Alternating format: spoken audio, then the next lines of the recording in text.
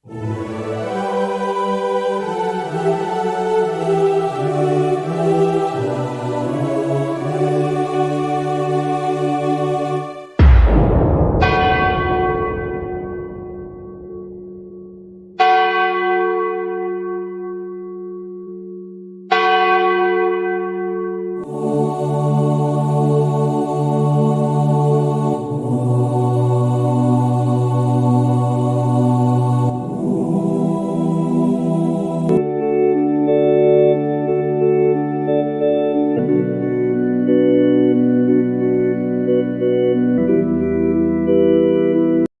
ini kita bersama-sama berbicara tentang apa? Bila malam menjadi gelap, jangan iman hilang lenyap. Saya tanya dahulu, siapa yang selama pandemi tidak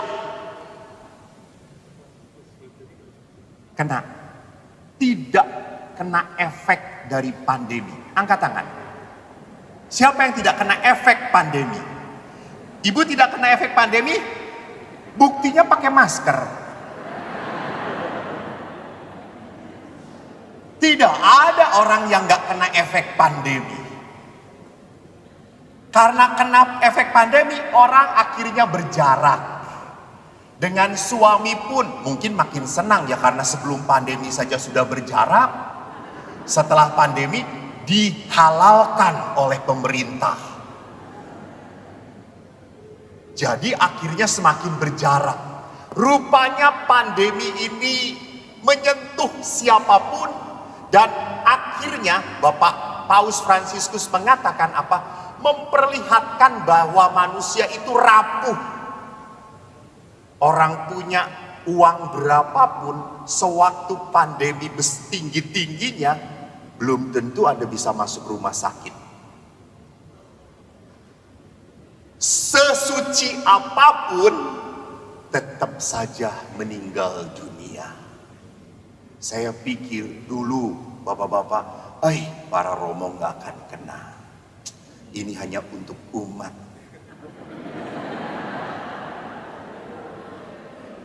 Yang masih berdosa. Rupanya kita juga kena. Lalu saya tanya pada Tuhan, Tuhan, kenapa kami yang sudah melayanimu masih kena? Bukankah ini untuk orang-orang yang berdosa supaya mereka bertobat?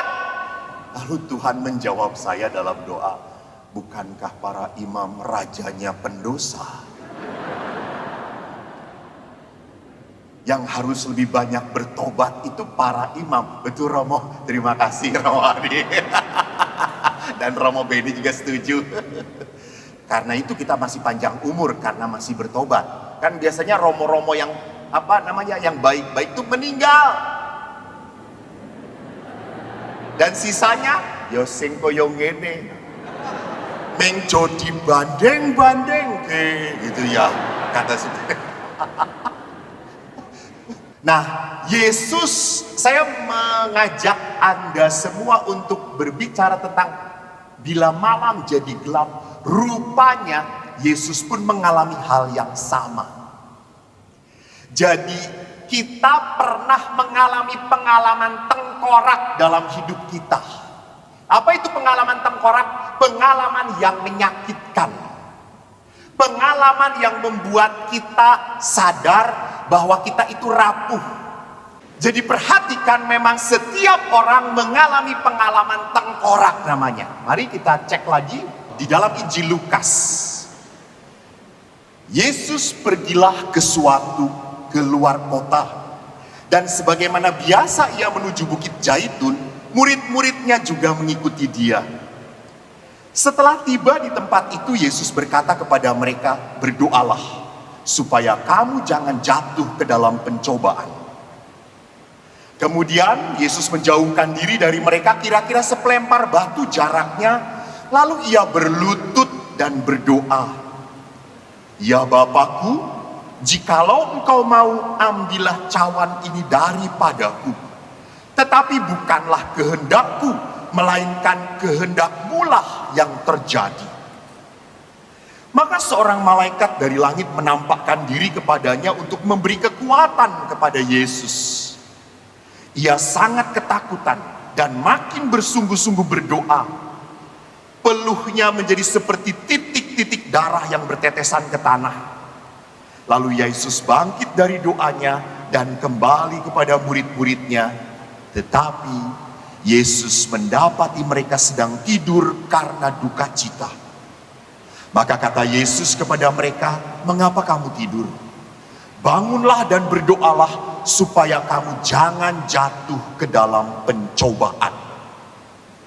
Lihat Bapak Ibu, di dalam perikop ini kita bisa melihat tertulis di sana, dikatakan berdoalah supaya kamu jangan jatuh ke dalam pencobaan. Sampai 2 kali, berdoalah.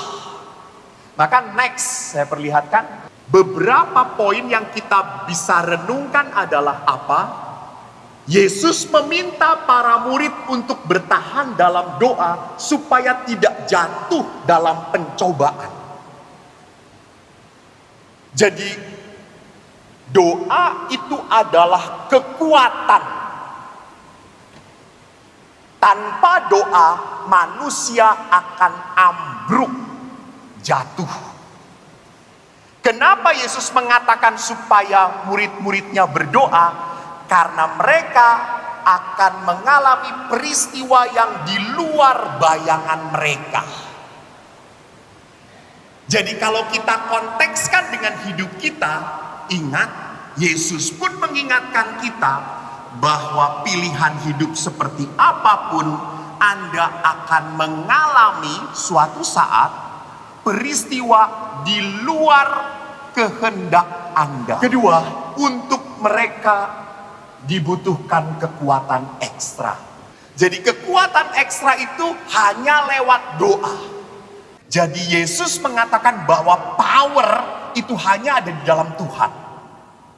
Dan ini pun dialami oleh Yesus. Next, Yesus juga sama sungguh menghadapi ketakutan akan salib.